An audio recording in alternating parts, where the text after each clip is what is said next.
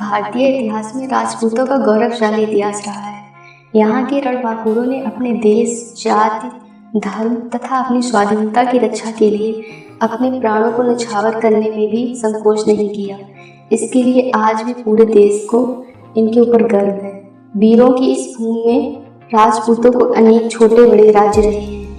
इन्हीं राज्यों में से एक मेवाड़ राज्य था, जिसका अपना अलग ही स्थान रहा है, जिन्होंने भारत की स्वाधीनता के लिए युद्ध किया, जिसमें इतिहास के गौरव बप्पा रावल, महाराजा हमीर, महाराजा कुंभा, महाराणा सांगा, महाराणा उदय सिंह और वीर शिरोमणि महाराणा प्रताप ने जन्म लिया।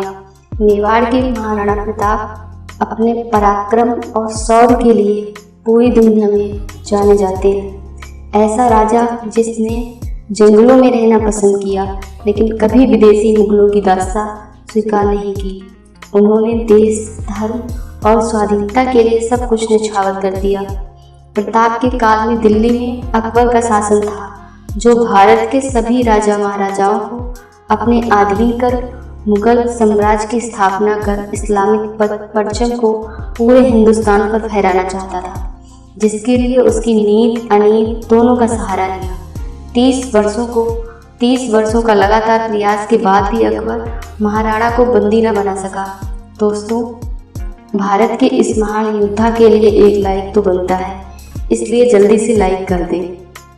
महाराणा प्रताप का जन्म 9 मई 1940 को राजस्थान के कुंभलगढ़ दुर्ग में हुआ था। उनके पिता उदय सिंह और माता जयवंताबाई थी। वे राणा सांगा के पोता थे। महाराणा को सभी बचपन में कीका के नाम से पुकारते थे। जिस समय महाराणा ने मेवाड़ की गद्दी संभाली थी, उस समय मेवाड़ काफी नाजुक हालात से गुजर रहा था।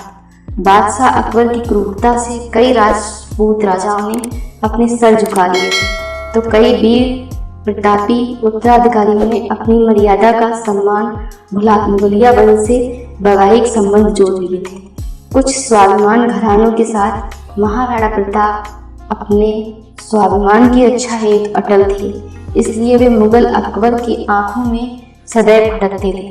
महाराणा प्रताप जिस घोड़े पर बैठते थे, वह घोड़ा दुनिया में सर्वश्रेष्ठ घोड़ों में से एक था। महाराणा तब 72 किलो का कवच पहन के 81 किलो का भाला और अपने हाथ में रखते थे। भाला, कवच और 2 तलवारों का वजन लाके 208 किलो था। इतने वजन को उठा के पूरा दिन युद्ध लड़ा करते था। सोचिए तब उनकी शक्ति क्या होगी। इस वजन के साथ पूरे दिन दुश्मनों से रणभूमि में लड़ना कोई मामूली तो बात नहीं रही होगी।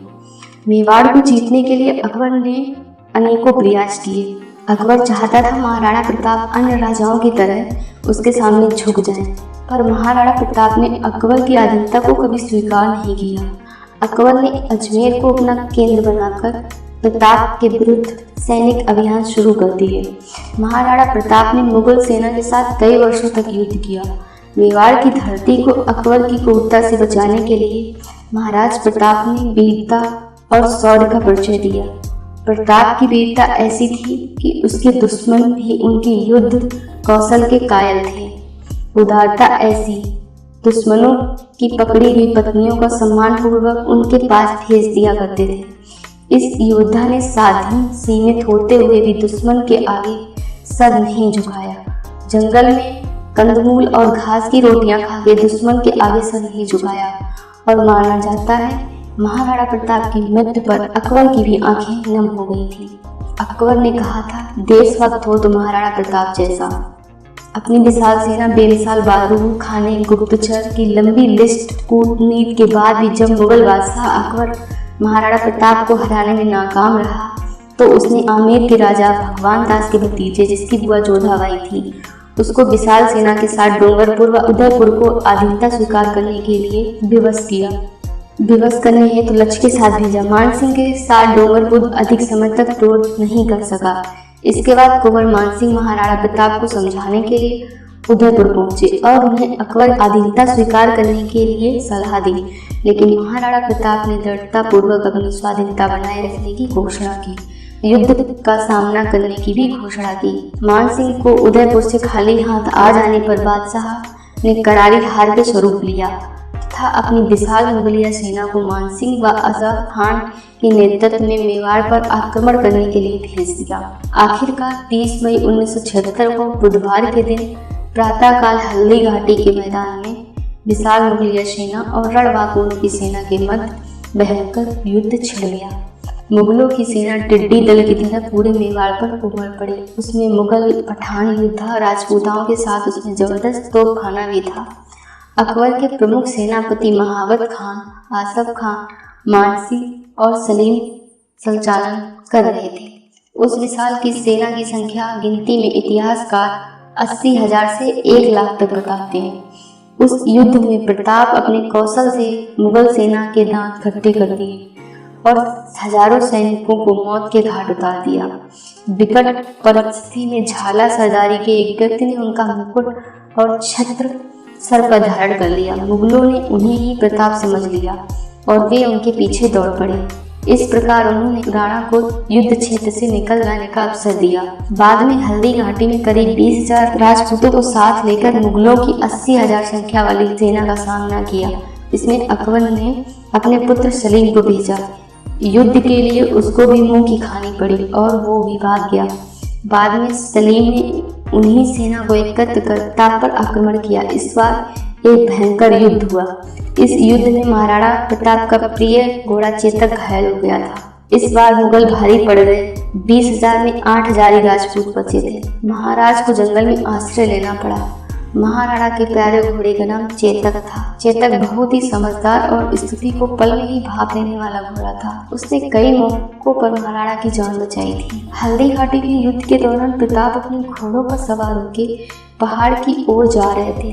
तब उनके पीछे 2 मुगल सैनिक लग गए थे। चेतक ने तेज रफ्तार पकड़ ली थी, लेकिन रास्ते में एक पहाड़ी नाला बह रहा था। युद्ध में घायल चेतक 21 फुट चौड़े नाले को फुर्ती से नाप गया, परंतु मुगल उसे पार न कर पाए।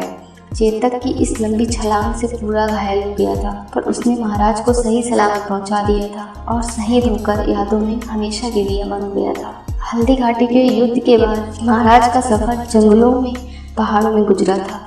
अब ये घास की रोटी और अरावली की गुफाएं ही उनका आश्रय थी। शिला ही उनका साया था। मुगल चाहते थे महाराज किसी तरह आधीनता स्वीकार कर दीन इलाही धर्म अपना ले, इसलिए उन्होंने कई प्रलोभन भरे संदेश भी भेजे, लेकिन महाराज अपने पर अड़िग थे। कई छोटे राजाओं ने ताप से अपने राज्य में रहने की गुजारिश की, परंतु मेवाड़ को मुगल से बचाने की प्रतिज्ञा थी। जब तक मेवाड़ आजाद नहीं होगा, महलों को छोड़कर जंगल में ही रहेंगे, भोजन को छोड़कर कंदमूल फल ही खाएंगे, लेकिन अकबर की अधीनता नहीं स्वीकार करेंगे। बाद में मेवाड़ के गौरव भामाशाह ने अपनी समस्त संपत्ति महाराजा के चरणों में दान कर दी और महाराणा सेना के संगठन में लग गए। उन्हें सफलता मिली। महाराणा ने कुंभलगढ़ पुनः जीत हासिल की। महाराणा ने युद्ध जारी रखा। इस बार शहबाज खान के नेतृत्व में सेना भेजी। युद्ध चलता रहा। महाराज ने खुद सुरक्षित रहकर युद्ध किया और फिर चमंड पर पुनः कब्जा प्राप्त किया।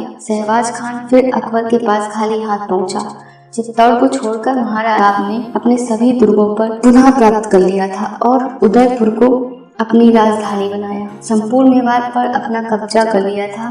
इसके बाद कई बार मुगलों ने चुनौती दी और हमेशा मुंह की खानी पड़ी। आखिरकार युद्ध और शिकार की चोटों की वजह से महाराणा की मृत्यु 29 जनवरी 1597 को चमंड में हुई। दोस्तों, कमेंट करके बताएं कि आपको ये वीडियो कैसा लगा। कल फिर मिलेंगे एक नए वीडियो के साथ। दोस्तों, धन्यवाद।